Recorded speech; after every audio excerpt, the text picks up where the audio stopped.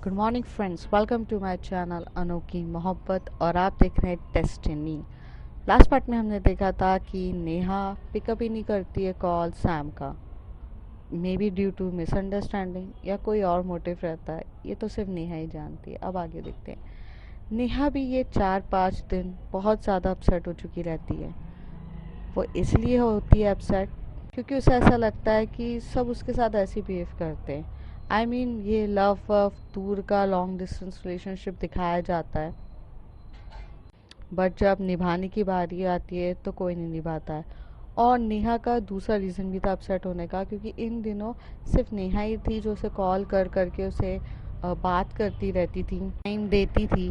पर Sam time नहीं दे रही थी और उसे ऐसा लगने लगा था कि वो सैम के पीछे पड़ गई है उसे रिलेशनशिप के लिए।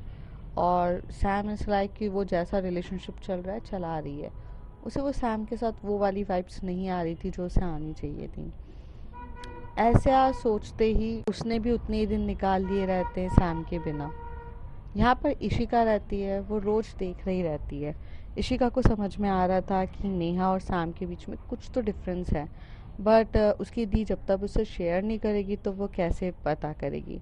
पर इशिका एक दिन नेहा दीदी का मोबाइल में शाम के कॉल आ रहे रहते और वो देख लेती है, और जो सैम है वो मैसेज पे मैसेज करे जा रही थी, सॉरी बेबी, कॉल पिकअप तो करो करो करो, please pick up the call, I am really sorry, मेरा कोई इंटेंशन नहीं था बेबी, प्लीज़ यार, मैंने कुछ नहीं किया है, मेरी गलती भी नहीं है, एक बार मुझसे बात तो करो ना। ऐसे करके वॉइस नोट मैसेजेस सब भेज रही थी वो। नेहा के बाजू में इशिका बैठी तो थी, वो मैसेजेस पढ़ तो रही थी क्योंकि जो नोटिफिकेशंस आता है उसमें मैसेज ब्लिंक हो रहे थे, बट वो भी कुछ नहीं कह सकती थी। तभी नेहा को मॉम बुला लेती है और वो मॉम के साथ किचन में कुछ काम करने चली जाती हैं। तभी फिर से शाम फ़ोन करती है, तो इस बार इशिका फ़ोन उठाती है। तभी वो कहती है, बेबी थैंक गॉड तुमने फ़ोन तो उठाया, बेबी मेरी कोई गलती नहीं है, मैं रियली सॉरी। तभी इशिका बोलती है, दी, Sam actually it's me Ishika, दी नहीं है यहाँ पर। तो कहती है, तुमने फ़ोन उठाया? तो कहती है हाँ, क्या हो गया है? दी भी हर दिन शांत बैठी है, 4-5 दिन से मैं देख रही हूँ दी बहुत शांत बैठी है, किसी से कुछ बात नहीं कर रही है, ना कुछ शेयर कर रही, इवन वो मेरे से भी बात नहीं कर रही है, क्या हुआ है सैम? तो सैम बोलती है, यार मुझे नहीं पता क्या हुआ है, उस दिन पार्टी में हम गए थे, ये हुआ, ऐसा ऐसा हुआ था, वो शालिनी मेरे पीछे आ गई थी, ये हुआ, उसके बाद से मैं उससे बात करने की कोशिश कर रही हूँ, मुझसे बात ही नहीं कर रही है। तभी शिका कहती है, ओ माय गॉड, ये हो गया था। तभी सैम बोलती है, इसमें ओ माय गॉड की क्या बात है Ishika, there is a something which you want to share with me, Sam कहती है। तब इशिका कहती है, दीदी को ट्रस्ट इशू है। दी ने ना जब वो अपने कॉलेज लाइफ में, उनका एक बॉयफ्रेंड था, ठीक है, वो अपने बॉयफ्रेंड पे बहुत ज़्यादा ट्रस्ट करती थी।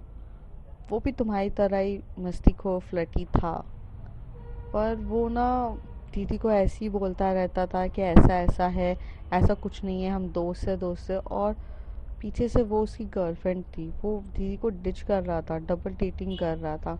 इसलिए उस दिन के बाद से दीदी को कभी भी किसी पे ट्रस्ट नहीं होता है।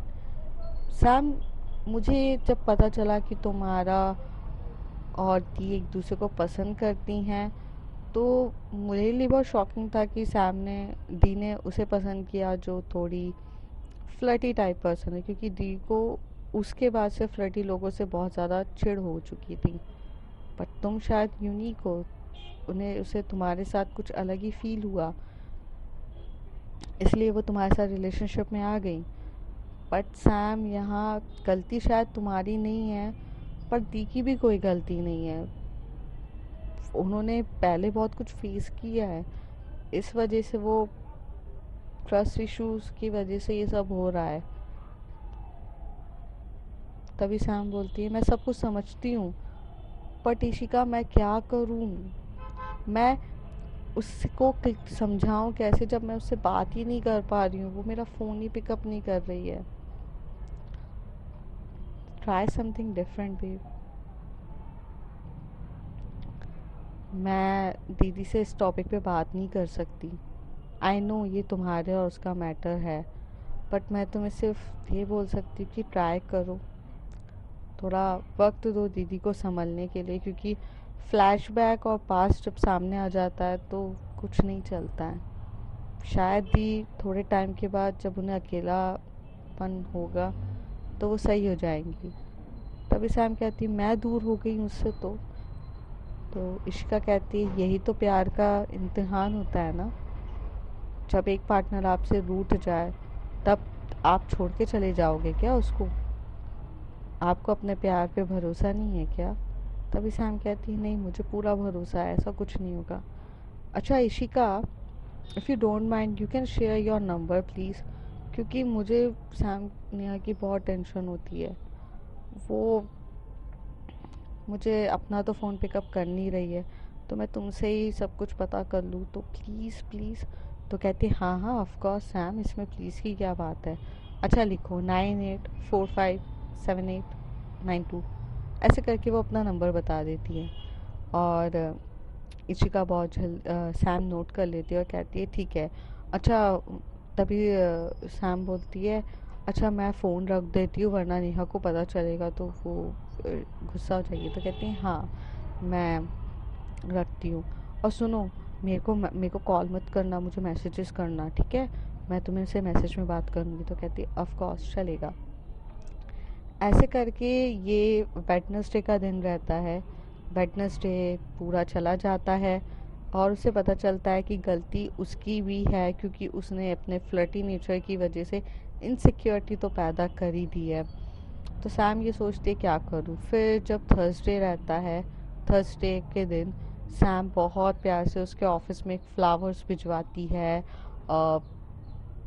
बुके, फ्लावर का बुके होता है, उसमें सॉरी लिखा रहता है, एक प्यारा सा टेडी बियर भिजवाती है। और सब कुछ वो भेज सकती थी, वो पॉसिबल चीज़ें भेजती है। नेहा वो सब पिकअप तो करती है, उसे पता भी रहता है कि सामने भेजा है, बट फिर भी वो कुछ रिएक्ट नहीं कर रही रहती है। नेहा सैम पूरे दिन वेट करती कि फ़ोन कॉल आएगा और वो बोलेगी कि थैंक यू, बट नहीं होता है। तो वो शाम को इशिका को मैसेज करती है।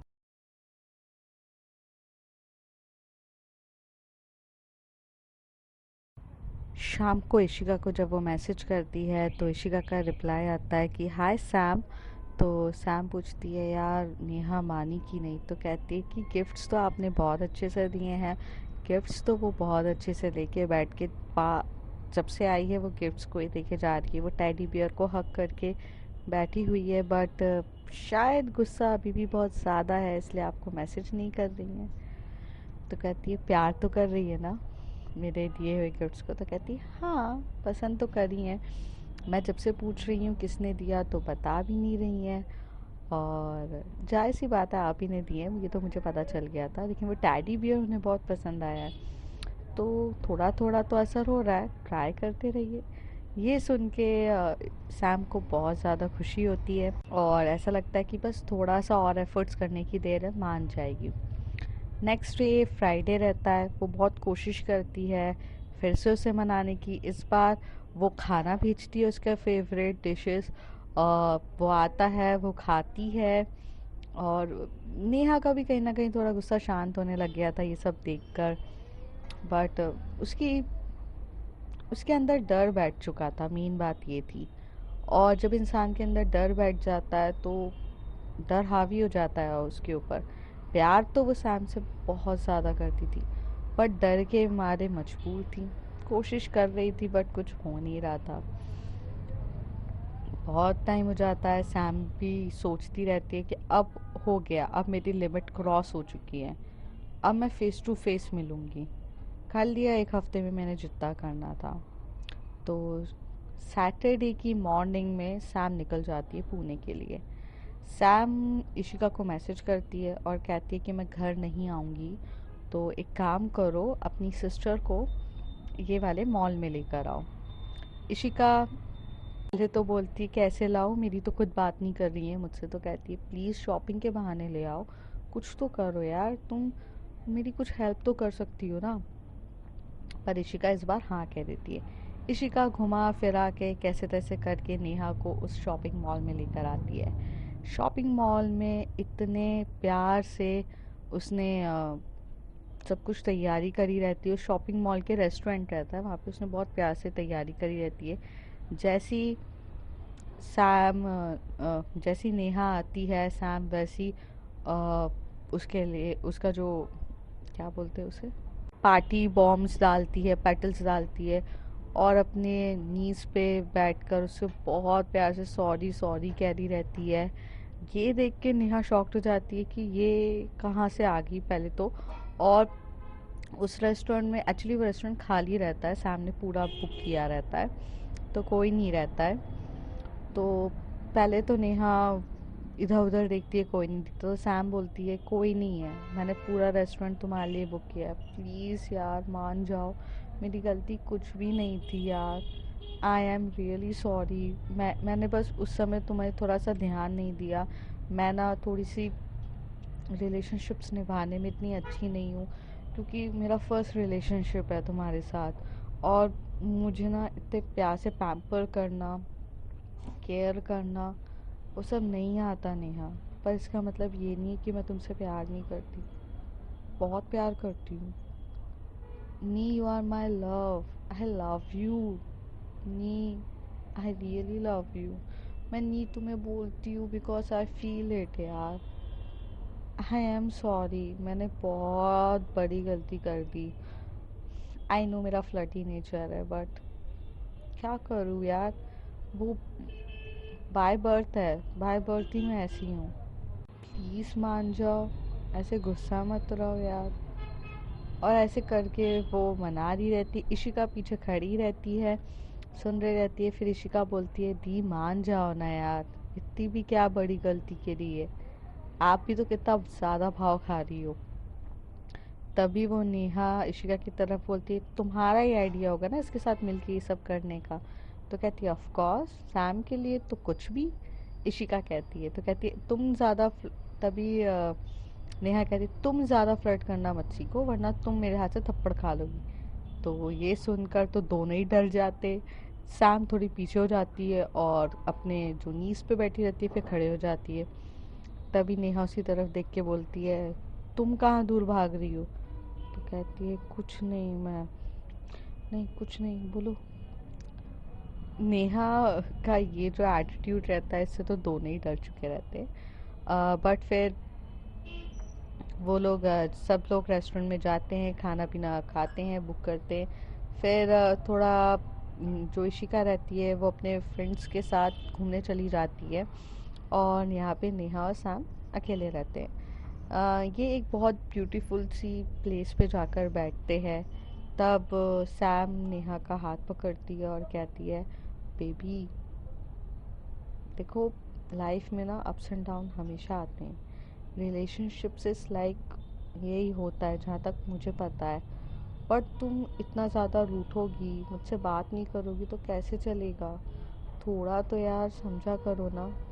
एक तो मैं ना बहुत बड़ी वाली बूंदू हूँ, मुझे ना ये सब समझ में नहीं आता है कैसे होता है क्या होता है, बस इतना जानती हूँ कि प्यार करती हूँ तुमसे बस। नेहा सैम की तरफ देख रही रहती है, फिर नेहा कहती है आई एम सॉरी टू, मैं बहुत ज़्यादा हार्ड हो गई थी तुम्हारे साथ, मुझे पता है उस वक्त तुम्हारी कोई गलती नहीं थी, तुम्हारे पीछे से कोई आके तुम्हें हक करता है, बट मैं थोड़ी इनसिक्योर्ड हूँ। मैंने हमेशा से रिश्तों को टूटते हुए देखा है क्योंकि वो लॉन्ग डिस्टेंस रिलेशनशिप्स पे रहते हैं। जो चीज़ शायद तुम्हें चाहिए वो मैं तुम्हें कभी नहीं दे पाऊँ, या जब तुम्हें मेरे से प्यार, मुझसे कंसर्न, मुझसे हक, मुझसे हर एक चीज़ चाहिए, कंसोल चाहिए, मैं तुम्हारे पास नहीं रह पाऊँ, वो सब चीज़ें ना डिफरेंस क्रिएट कर देते हैं। तुम जिस टाइप की हो, तुम्हें मस्ती मजाक सब पसंद है, मैं यहाँ पे बहुत कंजर्वेटिव फैमिली पे हूँ, ऑर्थोडॉक्स फैमिली भी लगती है मुझे कभी कभार मेरी फैमिली। मैं तुम्हारी तरह तुम्हें जब भी इच्छा होती है तुम फटाक से मेरे पास मुझसे मिलने यूँ चुटकी बजा कर आ जाती हो, बट मैं शायद तुम्हारे पास ऐसी चुटकी बजा कर नहीं आ पाती। मेरे लिए कितना मुश्किल हो जाता है घर से बाहर निकलना, मम्मी को मनाना वगैरह। ये चीज़ ना मेरे अंदर बैठ गई है, और वो चीज़ मुझे ऐसा लगता है कि तुम मुझे कभी भी छोड़ सकती हो, क्योंकि बिकॉज मैं तुम्हें नहीं दे पा रही हूँ। तुम अच्छी खासी हो, तुम्हारे पास सब कुछ है, लोग तुम्हारे आगे पीछे घूमते हैं, पैसे वाली हो, एक केयरिंग हो, गर्लफ्रेंड हो, फ्लर्टी हो, रोमांटिक हो, सब हो। क्यों कोई तुमसे प्यार करे बिना कैसे दूर रह सकता है? सब कुछ है तुम्हारे पास। और ये सिर्फ ऐसा है नहीं, तुम सच्ची में बहुत अच्छी हो। तुम चाहो जिसको तो चाहो उसको पटा सकती हो, फिर तुम मेरे साथ क्यों रहना पसंद करोगी? ये सारी चीज़ें ना मेरे अंदर डर पैदा करती है। और उस रात जब वो तुमसे किस करने आ रही थी, उससे पहले भी मैं ये चीज़ समझ चुकी थी कि मैं पहले से इनसिक्योर हो गई थी। और फिर मुझे नहीं आया समझ में मैंने तुम्हें इतना ज़्यादा क्यों हर्ट कर दिया। नेहा अपने इमोशंस को बहुत अच्छे से बयान कर रही थी। तभी सैम बोलती है, तुमने सिर्फ मुझे हर्ट नहीं किया, तुमने खुद को भी हर्ट किया है। तुम मेरे बिना रह ले रही थी क्या? तो कहती है, नहीं मैं नहीं रह पा रही थी, बट मेरा गुस्सा इतना ज़्यादा था, मेरी इनसिक्योरिटी इतनी ज़्यादा थी कि मुझे समझ में ही नहीं आया। तभी सैम उसे टाइट हग करती है और बोलती है, इट्स ओके बेबी, होता है, सबके साथ होता है, ऐसे बड़े बड़े शहरों में ऐसी छोटी छोटी चीज़ें होती रहती है नेहा। तो कहती फिल्मी, नेहा बोलती है सैम को। तो सैम बोलती, of course baby I am. उसका क्यूट सा फ्लर्टी नेचर हमेशा से रहता है, बाय बढ़ती है यार उसका, वो कुछ नहीं कर सकती। अभी सैम उठती है, फटाक से सामने से जाकर एक स्वीट कॉर्न लेकर आती है और नेहा की तरफ देखती है और बोलती है, चलो खाओ। तो कहती, तुम नहीं खाओगी? कहती, मैं इसी में से खाऊंगी, वो भी लव बर्ड्स की तरह, बिकॉज जो मेरा है वो तुम तेरा है, और जो तेरा है वो मेरा है क्योंकि तुम मेरी हो। ऐसे कह के वो हंसाने की कोशिश कर रही रहती है नेहा को। नेहा बहुत हद तक सही हो चुकी रहती है, लेकिन इनसिक्योरिटी उसके मन में रहती है। तभी सैम बहुत कुछ उसके माइंड में चल रहा रहता है, जिसके बारे में वो बातें नेहा से डिस्कस नहीं करती हैं। और ये वहाँ पर बैठ के स्वीट्स कॉर्न खाते हैं, बहुत टाइम स्पेंड करते हैं, बहुत घूमते फिरते हैं, और नेहा की स्कूटी में लॉन्ग ड्राइव्स कर रहे रहते, अच्छी अच्छी प्लेसेस पे जाते हैं। सैटरडे का दिन ऐसे ही ख़त्म हो जाता है, और जो सैम है वो जाने ही वाली रहती है। तभी नेहा बोलती है, रुक जाओ, संडे है। तो कहती है, हाँ रुक तो जाऊंगी, बट कहाँ रुकूंगी? तो वो कहती है, मेरे साथ घर चलो। तो कहती है, नहीं नहीं, बार बार नहीं जा सकते हैं, आंटी को क्या रीज़न देंगे? और हालांकि ये बात भी सही था, इतनी बार तो वो एक दूसरे के घर जा ही रहे थे, क्या रीज़न देंगे? अभी एक हफ्ते पहले तो वो महाबलेश्वर घूम के आए थे, और अभी एक हफ्ते में फिर से मिलना, ये तो ये लोग घूम के आए थे, और फिर चीज़ें ऐसी हो जाती। ये बात नेहा भी समझती है और कहते हैं कि हाँ मम्मी अब तो कुछ डाउट कर ही देगी। तो वो कहती है, ठीक है मैं जाती हूँ वगैरह। तो कहती है, होटल में रुक जाओ। तो तो सैम कहती है कि ऑफ कोर्स मैं होटल में रुकती, बट बेबी तुम घर से बाहर कैसे निकलोगी, संडे है, सोचो। तो कहती है, हाँ मेरा निकलना पॉसिबल नहीं हो पाएगी। तो कहती है, of course baby I know everything. और वो कहती है, सैम कहती है, अच्छा सुनो ना, मुझे मॉल चलना है, मॉल चलोगी? तो सैम जो रहती है मॉल लेकर जाती है, और मॉल में ये लोग कुछ चीज़ें खरीदनी रहती है, जैसे इनको मॉल में उसको टॉप खरीदना रहता है, और वो एक टॉप अपने लिए पसंद करती है, साथ ही साथ एक टॉप नेहा के लिए पसंद करती है, और चेंजिंग रूम में जाते बट सैम इतनी नॉटी रहती है कि चेंजिंग रूम में दोनों एक साथ घुस जाते हैं और वो कहती है चेंज करो, तो वो कहती है कि पागल हो क्या, हम ड्रेसिंग रूम में हैं, हम मॉल में हैं, मैं नहीं चेंज करने वाली तुम्हारे सामने। नेहा ऐसे बोल रही रहती है, तभी सैम बोलती है बेबी तभी तो लाई हूँ, रोड पे तो मैं तुम्हें किस नहीं कर सकती थी, इसलिए तो आई हूँ, प्लीज़ करो ना चेंज। तो कहती इसलिए आई हो तुम्हें टॉप नहीं खरीदना, तो कहती खरीदेंगे ना, वो कब मना कर रहा है, करो ना। तो जो नेहा रहती है वो टॉप चेंज कर रही रहती है उसी के सामने, और सैम बस प्यार से उसे देख रही रहती है। और वो टॉप भी इतना क्यूट रहता है जो नेहा के लिए उसने चूज़ किया रहता है। वो जैसे ही उसको पहनती है तो वो देख के बोलती है देखो कितना अच्छा लग रहा है टॉप। नेहा कंफ्यूज रहती है कि रियली में कुछ नहीं करना चाह रही थी या ये इतनी शरीफ बन रही है या है। नेहा थोड़ी देर तक शॉक रहती है ये सुनकर। तभी तभी जो सैम रहती है कहती है अच्छा लग रहा है ना, चलो ये ले लेते हैं हम। तभी नेहा बोलती है why don't you changing your top. तो सैम बोलती है ओ मुझे भी करना है क्या। तो कहती है कि हाँ करो, अब माय टर्न। और ऐसे करके आती है। और जब वो सैम चेंज करती है तो बहुत सिडक्टिव वे में चेंज करती है, जैसे वो सीड्यूस कर रही है नेहा को। नेहा से कंट्रोल ही नहीं होता है और नेहा उसके हाथ पकड़ के उसे किस करना स्टार्ट कर देती है। एक्चुअली यही तो सैम चाहती थी कि नेहा उसे खुद किस करे, इसलिए सैम ने उसे किस नहीं किया रहता है। और जब नेहा खुद किस करेगी तो उसका गुस्सा, उसकी इनसिक्योरिटी सब चली जाएगी, ये वो चाहती थी। तो जब नेहा उसे बहुत डीपली किस कर रही रहती है मुआ, मुआ, करते हुए, तो सैम भी बहुत अच्छे से फील कर रही रहती है। फिर सैम और वो दोनों कम से कम 5-10 मिनट तक तो किस करते ही है। किस से थोड़ा ज़्यादा डीपर होने ही वाला रहता है तब उन्हें याद आता है कि वो मॉल में है और आजू बाजू भी चेंजिंग रूम्स है और ये लोग आवाज़ नहीं कर सकते। तो चुप मुँह से ये लोग फटाफट अपनी ड्रेस पहनते हैं और जो टॉप उसने नेहा के लिए पसंद किया रहता है सैम उसे परचेज़ करती है और नेहा को गिफ्ट करती है। ऐसे करके इनका क्यूट मोमेंट होने के बाद जाते, फिर वो उसे बस स्टॉप पर छोड़ देती है जहाँ से सैम डायरेक्ट मुंबई के लिए निकल जाती है। और अब देखते हैं फ्रेंड्स आगे क्या होता है इस कहानी में, कैसे इन लोगों की लव स्टोरी आगे बढ़ेगी, या ये लोग अभी तक सिर्फ लॉन्ग डिस्टेंस ही हैंडल करेंगे या इनका डिस्टेंस भी रिड्यूस होगा। आई थिंक रिड्यूस होना चाहिए ना, तो वो भी होगा। अब कैसे होगा ये तो आपको अगले एपिसोड्स में देखना पड़ेगा। तब तक के लिए bye bye. If you like my story like share and subscribe and please please please subscribe यार।